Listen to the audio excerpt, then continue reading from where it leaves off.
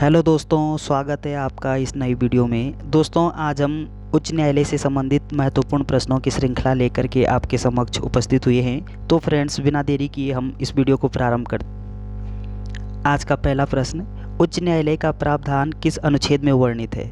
दोस्तों, जब हम उच्च न्यायालय के संदर्भ में बात करते हैं तो उच्च न्यायालय का जो उल्लेख है वो भारतीय संविधान के अनुच्छेद 214 से लेकर के अनुच्छेद 232 तक किया गया है।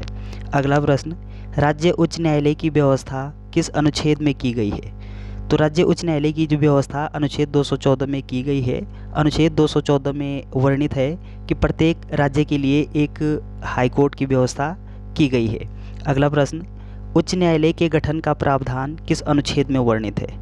तो उच्च न्यायालय के गठन के संदर्भ में जब हम बात करते हैं तो ऐसा उल्लेख अनुच्छेद 216 में किया गया है और उच्च न्यायालय का गठन एक मुख्य न्यायाधीश तथा कुछ अन्य न्यायाधीशों से मिलकर के किया जाता है।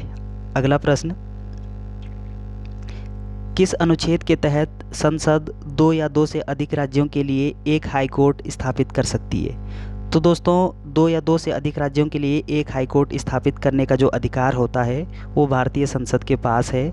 और किस अनुच्छेद में ऐसा उल्लेख किया गया है? तो अनुच्छेद 231 में दो या दो से अधिक राज्यों के लिए एक हाईकोर्ट स्थापित कर सकती है, जबकि अनुच्छेद 214 में प्रत्येक राज्यों के लिए एक हाईकोर्ट की व्यवस्था की गई है।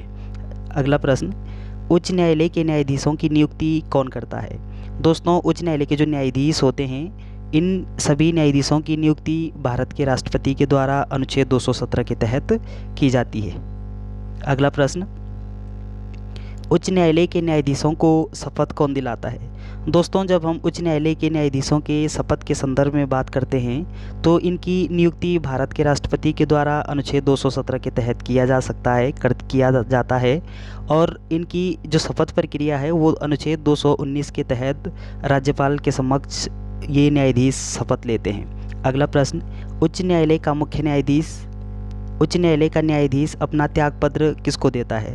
तो दोस्तों, नियुक्ति भारत के राष्ट्रपति के द्वारा किया जाता है न्यायाधीशों की, और ये जो न्यायाधीश होते हैं ये अपना त्यागपत्र अगर देना चाहें तो अपना त्यागपत्र भारत के राष्ट्रपति को ये संबोधित करेंगे। अगला प्रश्न है, उच्च न्यायालय के न्यायाधीशों की अधिकतम आयु कितनी होती है? तो दोस्तों, उच्च न्यायालय के जो न्यायाधीश होते हैं उनकी सेवानिवृत्ति आयु जो है वो 62 वर्ष होती है, जबकि सुप्रीम कोर्ट के जो न्यायाधीश होते हैं उनकी सेवानिवृत्ति आयु 65 वर्ष होती है।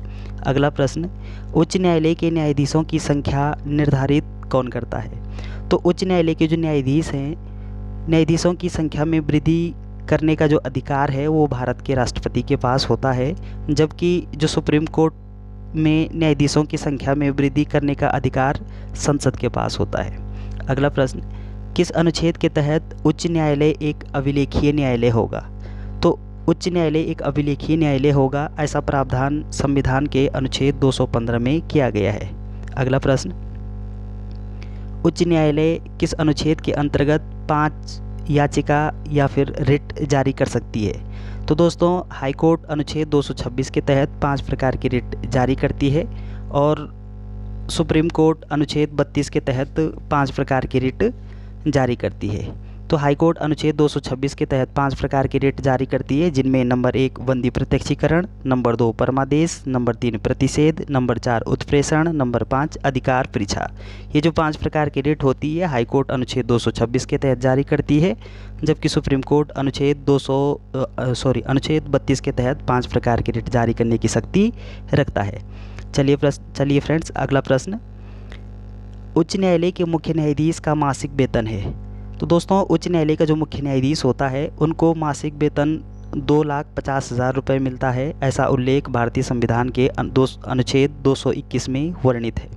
अगला प्रश्न, उच्च न्यायालय के जो अन्य न्यायाधीश हैं उनको मासिक वेतन कितना मिलता है? 2,25,000 रुपये। दोस्तों, ये उच्च न्यायालय के जो न्यायाधीश होते हैं, सभी मुख्य न्यायाधीश व अन्य न्यायाधीश, इनका जो वेतन होता है वो राज्य की संचित निधि से दिया जाता है। अगला प्रश्न, और संचित निधि का जो उल्लेख है वो भारतीय संविधान के अनुच्छेद 266 में वर्णित है।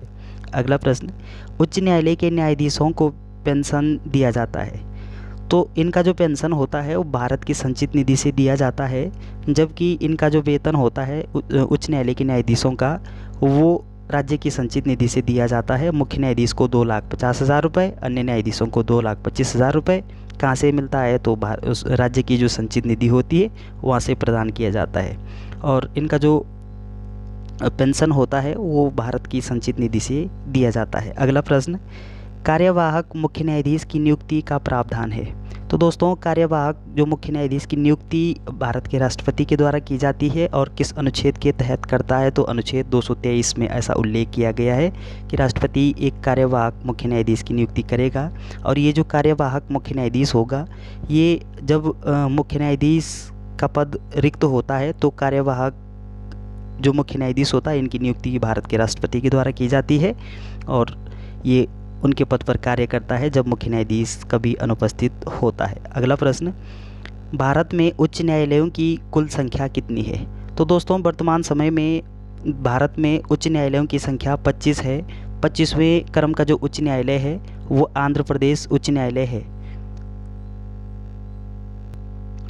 और आंध्र प्रदेश उच्च न्यायालय का जो मुख्यालय है वो अमरावती में स्थित है।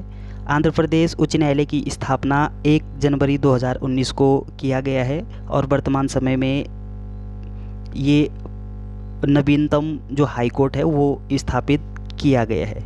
तो दोस्तों, वीडियो अगर आपको अच्छी लगे तो चैनल को सब्सक्राइब करना ना भूलें। Thanks for watching.